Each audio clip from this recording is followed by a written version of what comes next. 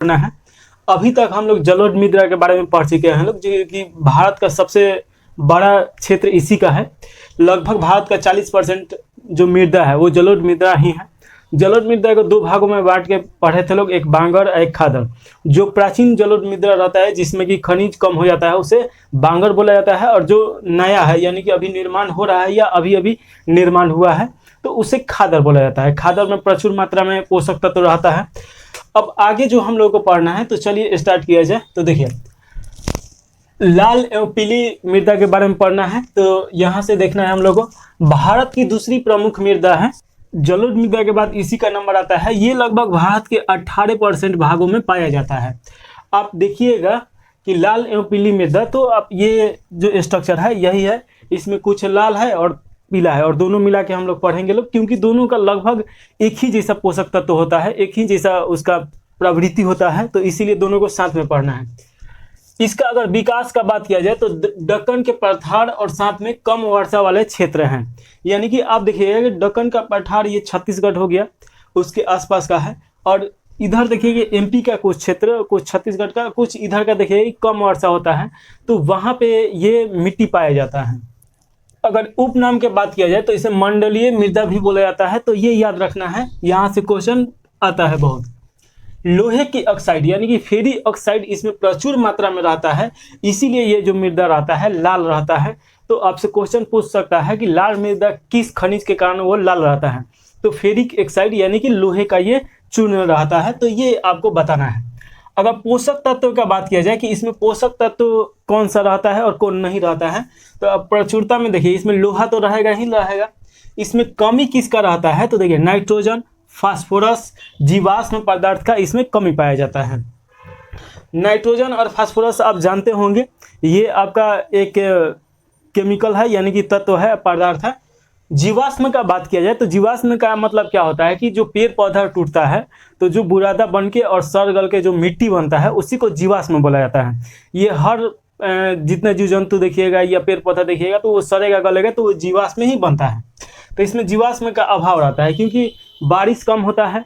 तो यहाँ पे देखिए कि उतना ज़्यादा घना आपको पेड़ पौधा नहीं मिलेगा, जंगल नहीं मिलेगा, तो इस कारण यहाँ पे ह्यूमस का तो कमी होगा ही, जीवाश्म का तो कमी होना ही होना है। खेती का बात किया जाए कि इस पे कौन सा खेती होता है, तो देखिए बाजरा, मूंगफली, आलू, चावल, रागी और तंबाकू। तो आप देखिए बाजरा की खेती अच्छा खासा होता है। कुछ ये महाराष्ट्र में भी पड़ता है ये क्षेत्र, तो ये भी आपको बताना है। तंबाकू का होता ही है, आंध्र प्रदेश में सबसे ज़्यादा तंबाकू होता है, तो ये तो याद रखना ही है। राजमुंद्री तंबाकू का अनुसंधान केंद्र भी है वहाँ पे आंध्र प्रदेश में, तो ये भी याद रखना है। तो देखिए ये तो हम लोग पढ़ लिए लोग लाल और पीली मृदा के बारे में। अब हम लोग को पढ़ना है काली मृदा के बारे में।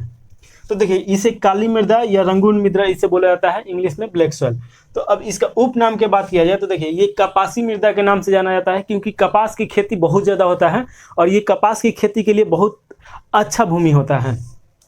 इसे उष्णकटिबंधीय चेरोनोजम बोला जाता है। तो ये आपसे क्वेश्चन बहुत बार पूछ सकता है या बहुत बार पूछा भी है, तो आपसे पूछ सकता है कि क्वेश्चन कि चेरोनोजम मिट्टी किसे बोला जाता है, तो काली मृदा को ही बोला जाता है। यूपी में इसे करेला के नाम से जाना जाता है, तो ये भी आपसे क्वेश्चन पूछ सकता है, तो ये याद रखना है।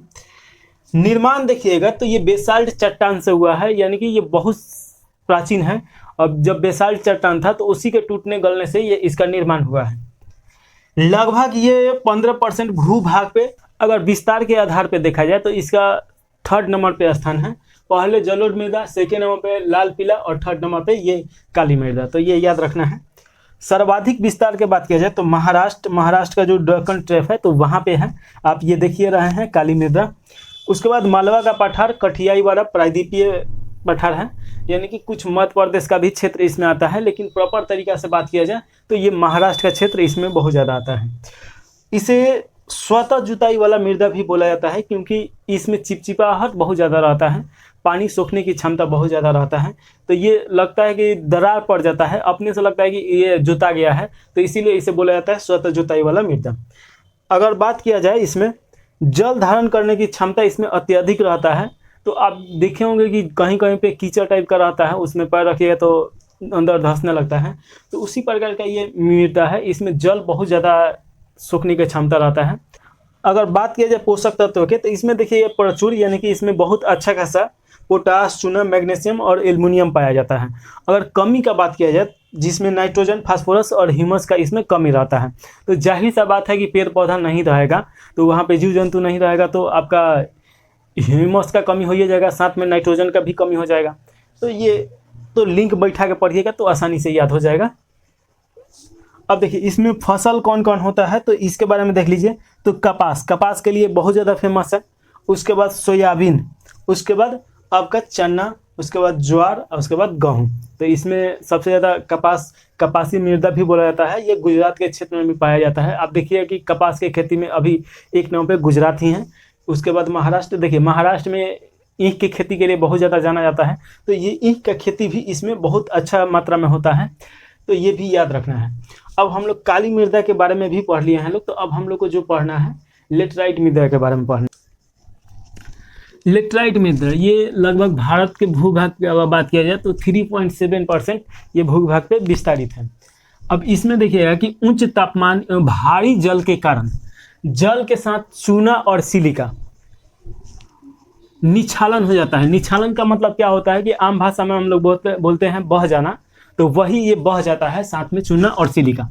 लोहा के ऑक्साइड और एल्युमिनियम रह जाता है। लोहा का जो ऑक्साइड है वो भारी तत्व है तो वो बह नहीं पाता है, निछालित नहीं हो पाता है, तो वो रह जाता है एल्युमिनियम साथ में। साधारणतः यह लाल रंग के रहता है, तो याद रखना है कि ये लाल रंग का रहेगा। आप आसानी से याद रख सकते हैं कि लोहा यहाँ पे रह जाता है तो लाल तो रहेगा ही।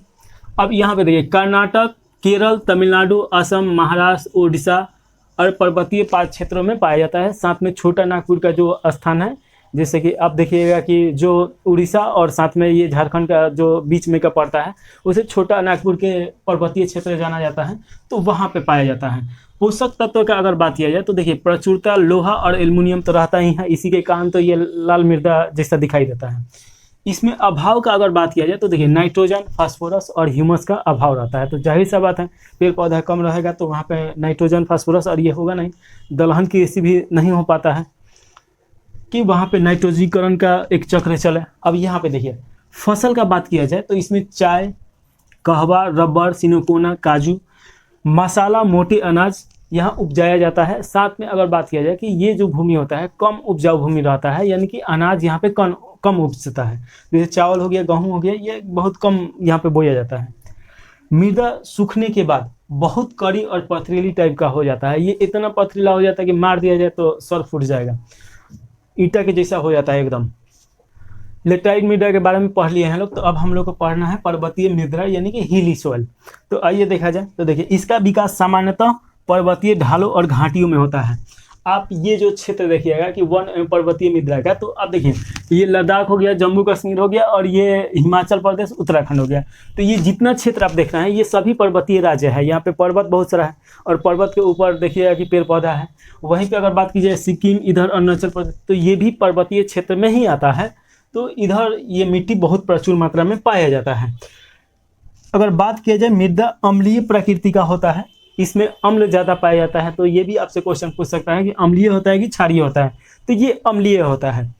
अब पोषक तत्वों का बात किया जाए तो इसमें देखिए जीवाश्म का प्रचुर रहेगा, क्योंकि देखिए पेड़ पौधा यहाँ पे बहुत मात्रा में पाया जाता है और जंतु जो कीड़ा पतंगा रहेगा लोग ये भी बहुत मात्रा में पाया जाता है। तो जिसके कारण यहाँ पे नाइट्रोजन और ह्यूमस का कभी कमी नहीं होगा।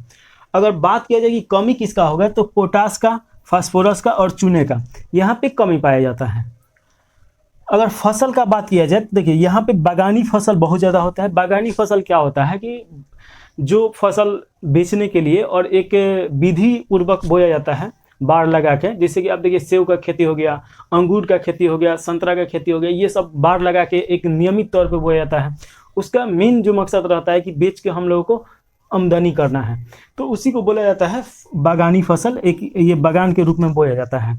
चाय भी देखिएगा तो बागानी फसल में आता है, कौवा ये भी बागानी फसल में आता है, मसाला, फल ये सब बागानी फसल में आता है। तो यहाँ पे इसका बहुत ज़्यादा देखिएगा कि यहाँ पे बहुत ये खेती किया जाता है, मतलब कि फल का हो गया, कहवा का, चाय का, ये सब का। तो इस प्रकार हम लोग इतना देख लिए हैं। अब इसमें और देखना है तो इसको मिटा के लिखते हैं, उसके बाद पढ़ाते हैं। चलिए देखिए शुष्क तथा मरुस्थलीय मृदा, ये भारत के अगर देखा जाए तो लगभग 4.32% के क्षेत्रफल में ये पड़ता है। विकास अगर देखा जाए तो अत्यधिक तापमान वाले शुष्क जलवायु क्षेत्र में ये इसका विकास हुआ है। तो जैसे कि मान लीजिए कि ये अत्यधिक तापमान किस क्षेत्र में पड़ता है, तो आप देखिएगा कि राजस्थान जो है वहाँ पे थार मरुस्थल है, और राजस्थान का ये क्षेत्र देखिएगा, भारत का ये पश्चिमी क्षेत्र राजस्थान और कुछ हद तक देखिएगा गुजरात, तो ये क्षेत्र जो है ये शुष्क भूमि में पड़ता है भारत के। और यहाँ पे देखिए तापमान सालों भर ज़्यादा रहता है, तो यहाँ पे इस भूमि का निर्माण हुआ है। ये जो भूमि है ये अनवरत मृदा के अंतर्गत आता है, यानी कि इस पे फसल नहीं उपजाया जा सकता है, तो ये भी याद रखना है।